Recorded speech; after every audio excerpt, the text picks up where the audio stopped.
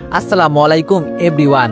তোর অপেক্ষায় গল্পের 9 নম্বর পার্ট। তো চলো বেশি কথা না কইয়া গল্প শুরু করা যাক। দেরিন আমার ঠোঁট পাগলের মতো কামড় দিয়ে ছিঁড়ে ফেলতেছে। আমি অনেক ব্যথা পাচ্ছি, কিন্তু কে দেখে কার কষ্ট, সে তো আমার ঠোঁটের মাঝে ডুবে আছে। প্রায় 6 মিনিট পর আমাকে ছেড়ে দিতে আমি কান্না মুখে বলতে লাগলাম, শয়তান, রাক্ষসী, কষ্টখোর আমার ঠোঁটটারে একেবারে ছিঁড়ে ফেলেছে।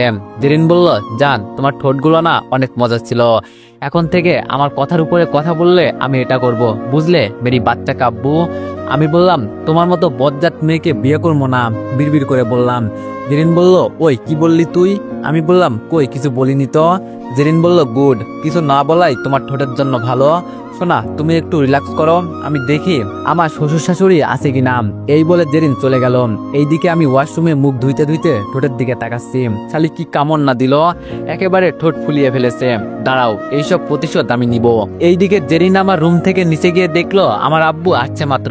জেরিন বলল, বাবা আপনি আসছেন, এখন তাড়াতাড়ি কাজে ডাকেন দেখি। আব্বু বলল, দেখো মা, বিয়ে তো বললেই হয়ে যায় না, তোমার বাবা মার থেকে মত থাকতে হবে, তাই না? জেরিন বলল, আরে বাবা, সেটা আপনাকে চিন্তা করতে হবে না, আপনি সব আয়োজন করেন, আব্বু আম্মু এখনই চলে আসবে হয়তো, আমি তাদের আরো আগে বলে দিয়েছি।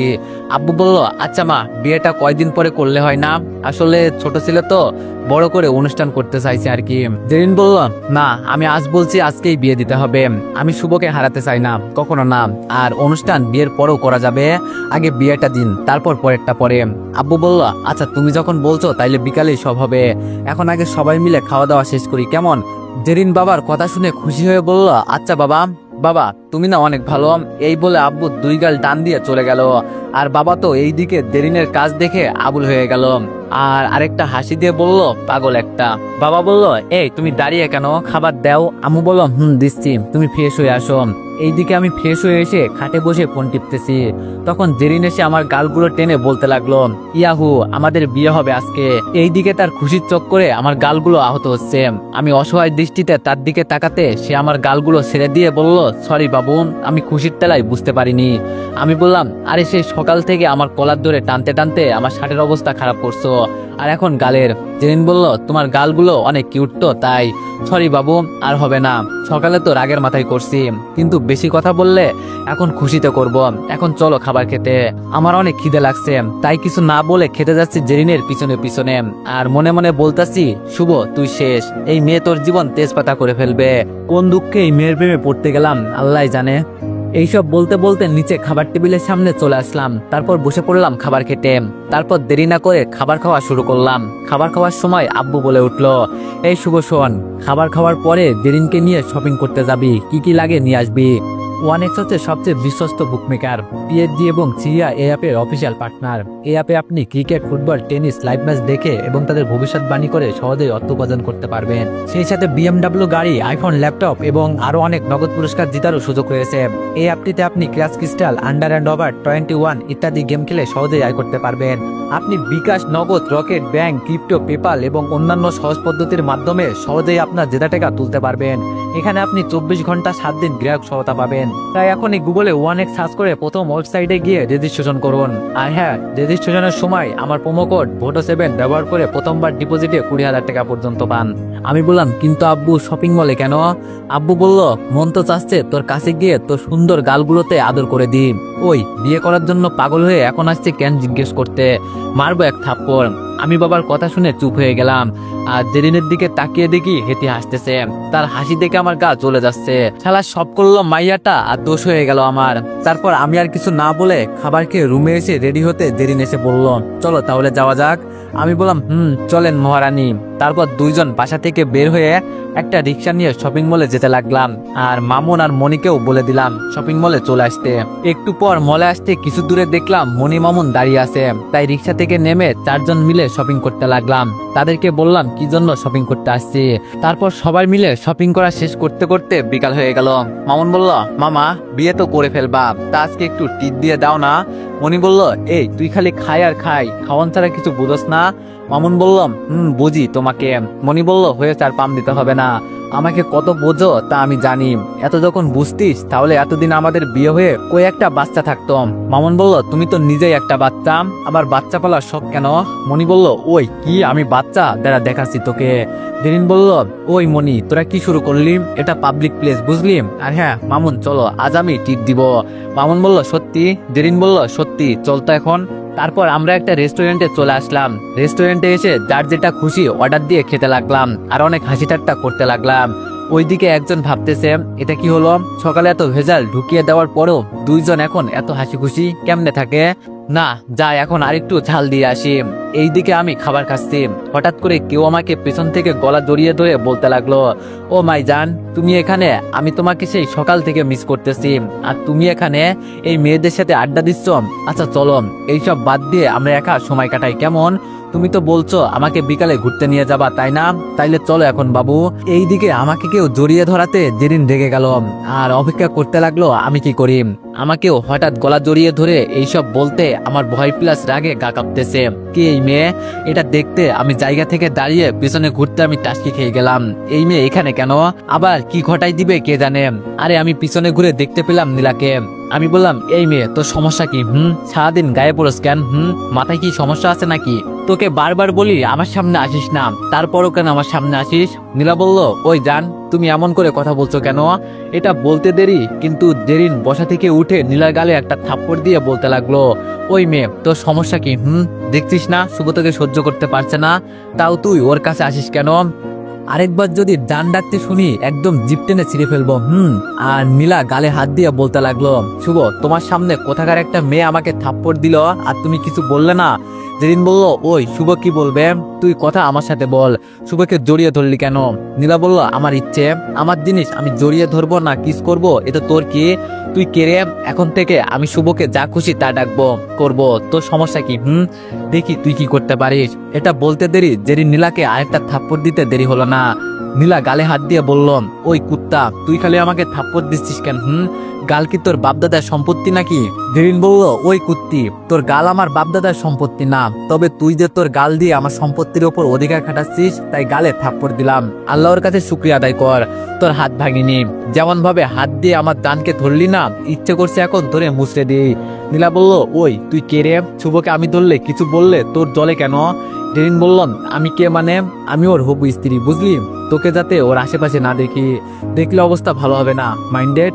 এইদিকে তাদের এমন ঝগড়া দেখে আমি কিছু বলতে যেও বললাম না, কারণ হতে পারে তখন বিপদ আমার উপর দিয়ে যাবে, তাই চুপ করে রইলাম। আর মনি আর মামুন অনেক চেষ্টা করছে কিন্তু থামাতে পারছে না। আর পাবলিকের কথা কি বলবো, তারা তাকিয়ে তাকিয়ে দেখছে স্টার জলসার নাটকের সিরিয়াল। নীলা জেরিনকে বলতে লাগলো, আরে বললেই হলো তোর হবি স্বামী, হয়েছে তো কি হয়েছে, শুভকে বিয়ে করবো তো আমি, তাই না জানো? জেরিন বলল এটা তুই স্বপ্ন দেখতে থাক, আজ রাতে আমাদের বিয়ে, আর তুই স্বপ্ন দেখ আমি শুভর সাথে এইদিকে বাসর করব, কেমন? নীলা বলল কুত্তি তোর এত বড় সাহস আমার শুভকে আমার কাছ থেকে কেড়ে নিবি, এটা আমি হতে দিব না, তোকে এখনই মেরে ফেলবো। এই বলে নীলা জেরিনের কাছে যেতে লাগলো। আর জেরিন বলল আয় শালি তুই কেমন করে পারিস আমাকে শুভর কাছ থেকে আলাদা করতে, দেখি তোর শক্তি কতটুকু। এই বলে তার উন্নাটা কোমরে পেঁচিয়ে নিল। এইদিকে অবস্থা বেগতিক দেখে আমি আর চুপ না থেকে আমি জেরিনের হাত ধরে জেরিনকে টানতে টানতে নিয়ে যাচ্ছি বাইরে। আর জেরিন বলছে এই কুত্তা ছাড় আমাকে, শালির কত হ্যাডাম দেখি, আমার কাছ থেকে নাকি তোকে নিয়ে যাবে।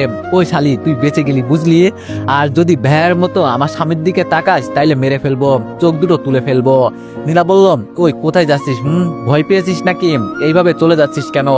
এইবার এই শালির কথা শুনে আমার ইচ্ছা করছে তাকে গিয়ে কয়েকটা দিতে, কিন্তু না, এমনিতেই অবস্থা খারাপ। জেরিন বলল শুভ তুই আমাকে ছাড়বি কিনা বল, আজ ওকে না মারলে আমার মন শান্ত হবে না, ছাড় আমাকে। দেখছিস না সেমরি কি বলে, ছাড় আমাকে। মনি বলল জেরিন শান্ত হ, মাথা গরম করিস না, একটু শান্ত হ। জেরিন বলল ওই শান্ত হবো কেমনে বল, আমার সামনে সকালে একবার বিকালে একবার এই মেয়ে জড়িয়ে ধরলো শুভকে, আর আমি শান্ত হব তুই কেমনে ভাবলি? মনি বলল আচ্ছা বাড়ি চল, সব ঠিক হয়ে যাবে, এমনিতেই তোদের আজ তো বিয়ে, তাইলে একটু শান্ত হ।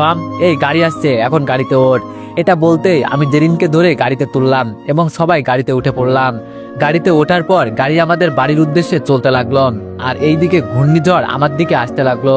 এইবার জেরিন আমার চুল কান টানতে টানতে বলল কুত্তা বিলাই হনুমান আমাকে ধরে আনলি কেন? ওই মেয়েকে দেখতাম, আমার জিনিসের উপর চোখ দেওয়া কত বড় অপরাধ। আমি বললাম ব্যথা পাচ্ছি ছাড়ো, আর এতে আমার দোষ কি? জেরিন বলল তোর দোষ আছে, তুই আমাকে ওইখান থেকে আনলি কেন? এটাই তোর দোষ। এই বলে আমার বুকে কিল ঘুষি মারতে লাগলো। আর এইদিকে আমার অবস্থা দেখে মনি আর মামুন হাসতে লাগলো।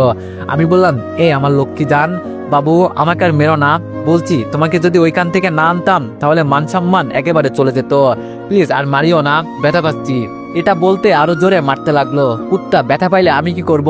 তুই আমাকে আনলি কেন ওইখান থেকে? নাকি তুই ওই মেয়েকে পছন্দ করিস? আমি বললাম আরে না, আমি তো তোমাকে পছন্দ করি। এইবার আমার লম্বা চুলগুলো টানতে লাগলো আর বলতে লাগলো, তাইলে আমাকে ওইখান থেকে আনতি না। এই মেয়ের অত্যাচার অনেক সহ্য করছি, আর না পেরে তার দুই হাত শক্ত করে ধরে রাখলাম। জেরিন বলল তুই আমার হাত ধরলি কেন? হাত ছাড়, হাত ছাড় বলছি। আমি বললাম না, হাত ছাড়া যাবে না। জেরিন বলল ভালোভাবে বলছি, হাত ছেড়ে দে শুভ, নাইলে ভালো হবে না। আমি বললাম তুমি যা ইচ্ছা করো, আমি হাত ছাড়বো না। এটা বলতেই দেখি জেরিন চুপ হয়ে গেল, কিন্তু তার দিকে তাকিয়ে দেখি মনে মনে রাগে ফুসতেছে। তাতে আমার কি? এই মেয়ের জ্বালায় শান্তি মতো বাড়ি যেতে পারবো না, তাই এমন করলাম। এইদিকে নীলা তো রাগে পারছে না নিজের চুল ছিঁড়তে, তার এখন মাথা আগুন হয়ে আছে, কারণ আজ নাকি আমার বিয়ে। নীলা বলল দেরিনের বাচ্চা, আমিও দেখমু তুই শুভকে কিভাবে বিয়ে করিস। আমি থাকতে শুভকে কারো হতে দিব না, এটা নীলা চৌধুরীর চ্যালেঞ্জ। এই বলে গজগজ করে রেস্তোরাঁ থেকে বের হয়ে গেল নীলাম।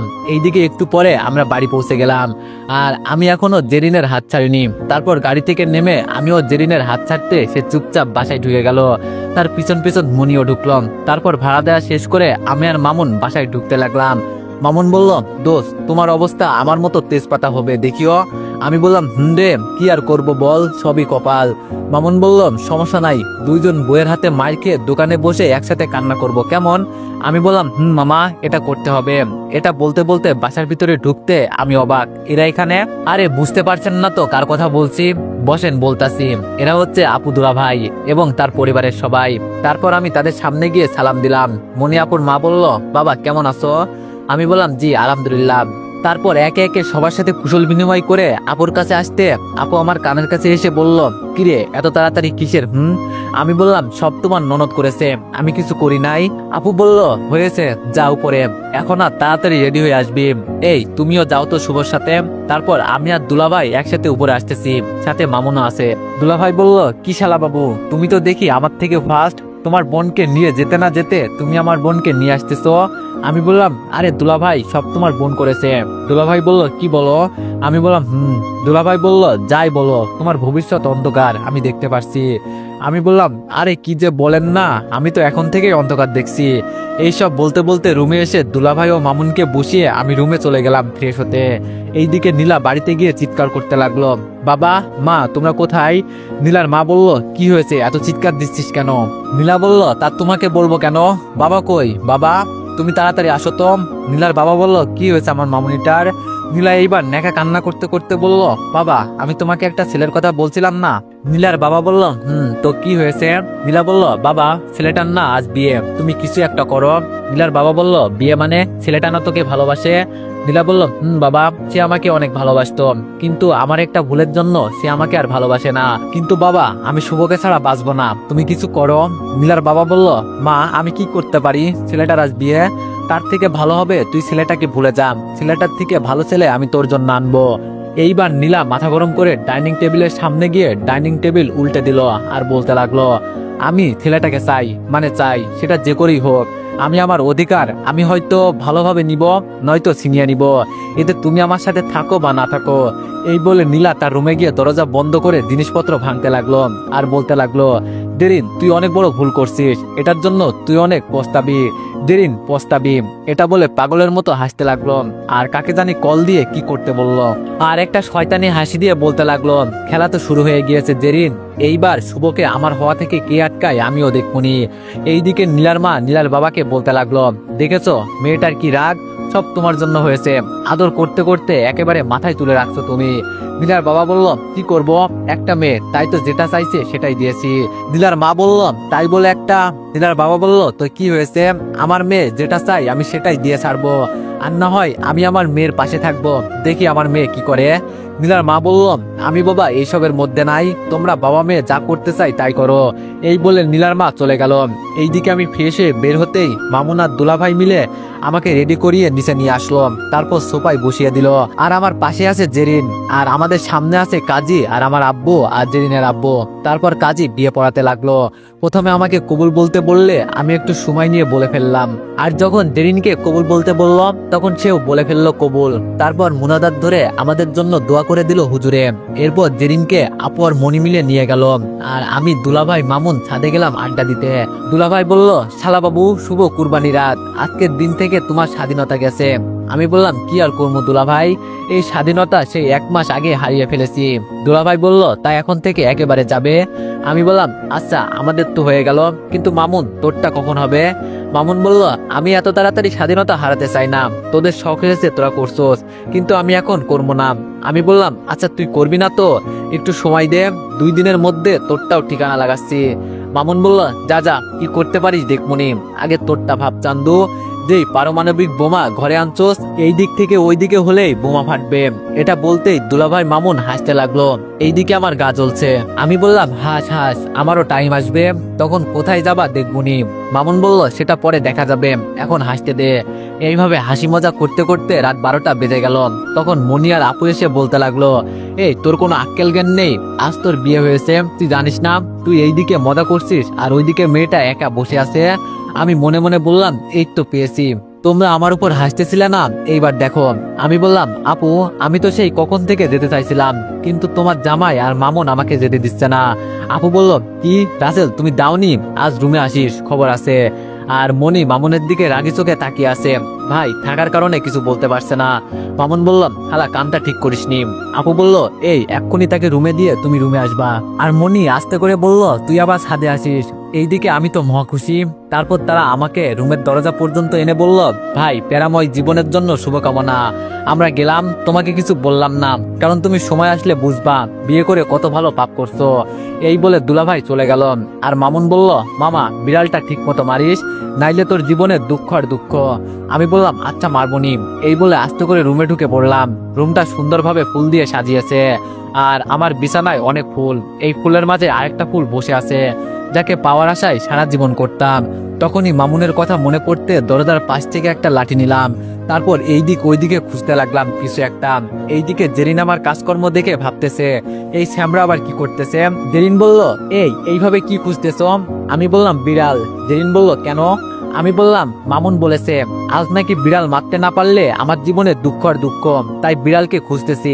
আচ্ছা তুমি কি দেখেছো? আমার কথা শুনে জেরিন হাসবে নাকি কান্না করবে এটা ভাবতেছে।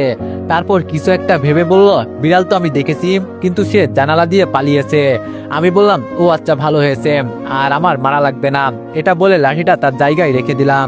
আমি লাঠি রাখতে জেরিন আবার খাট থেকে নেমে লাঠিটা নিল। আমি বললাম, এই তুমি লাঠিটা আবার নিলা কেন?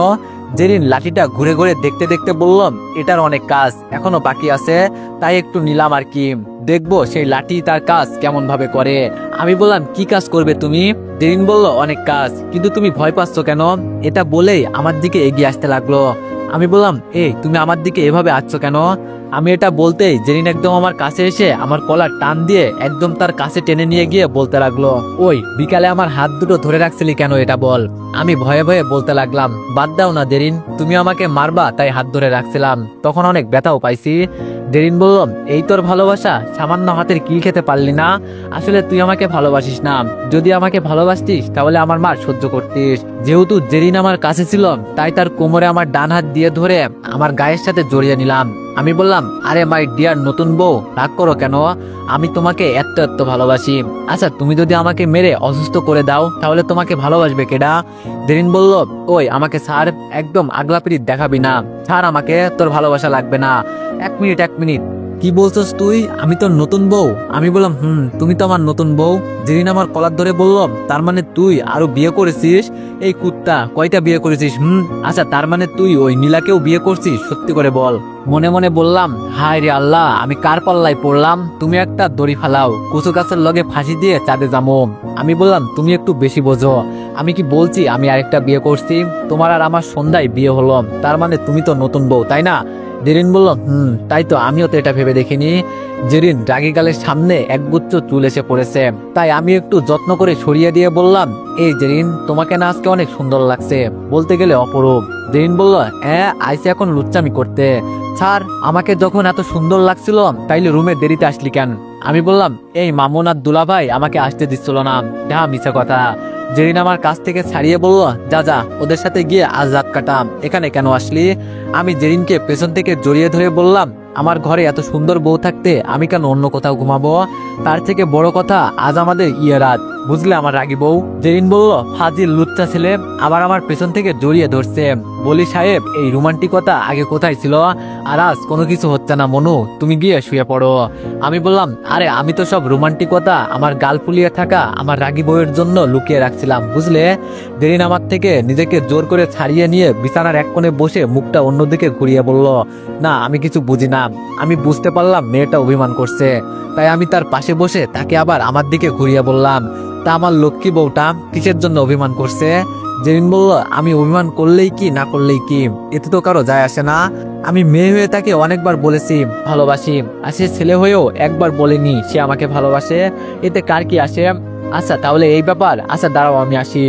তারপর আমি জেরিনের পাশ থেকে উঠে আমার পড়ার টেবিলের ডয়ার থেকে একটা গিফট নিয়ে তার সামনে এসে হাঁটু গেড়ে বসে বলতে লাগলাম, ও আমার বাবুর আম্মু, তুমি যেই দিন থেকে আমার জীবনে এসেছো সেই দিন থেকে আমার জীবন অন্যরকম হয়ে গেছে। আমার উপর তুমি যে অধিকার খাটাও, রাগ দেখিয়ে কথা বলো, মাঝে মাঝে দুষ্টামি করা, এইসব আমার অনেক ভালো লাগতো। ঠিক ভালো লাগা থেকে তোমাকে কখন যে ভালোবেসে ফেলেছি নিজেও জানি না। আমার বেশি কিছু লাগবে না, তুমি আমার সুখে দুঃখে আমার পাশে থাকবে, ঠিক আগের মতো শাসন করবে, রাগ দেখাবে, অভিমান করবে, আর আমি তোমার অভিমান ভাঙাবো, থাকবে আমার পাশে জেরিন। হারিয়ে যেতে ইচ্ছে করে অনেক দূরে, যেখানে রয়েছে তোমার ভালোবাসার সুখের নীর, আর সেই নীর কাটিয়ে দিতে চাই শত জনম। আমি কল্পনার সাগরে ভেসে চলে যাই, যাব তোমার হৃদয় সৈকতে, তুমি দিবে না ধরা। এটা বলতেই জেরিন মাথা নাড়িয়ে বলল, আর আমার থেকে গিফটটা নিল। আর আমি দাঁড়িয়ে আবার বলা শুরু করলাম, তুমি বৃষ্টি ভেজা পায়ে সামনে এলে মনে হয় আকাশের বুক যেন জল চুবে এঁকে যায়, তুমি হাসলে বুঝি মনে হয় স্বপ্ন আকাশে পাখি ডানা মেলে দেয়। যত দূরে যাও না কেন, থাকবো তোমার পাশে, যেমন করে বৃষ্টি ফোঁটা জড়িয়ে থাকে ঘাসে। সকল কষ্ট মুছে দিব, দিব মুখের হাসি, হৃদয় থেকে বলছি তোমায় অনেক ভালোবাসি। ভালোবাসবে আমায় জেরিন, হয়তো তোমায় ধরে রাখার সামর্থ্য হয়তো আমার নেই, কিন্তু তোমাকে সারা জীবন ভালোবাসার শক্তি আমার আছে। হয়তো তোমার মতো করে আমি তোমাকে ভালোবাসতে পারবো না, কিন্তু আমি আমার মতো করে তোমাকে ভালোবেসে যাব।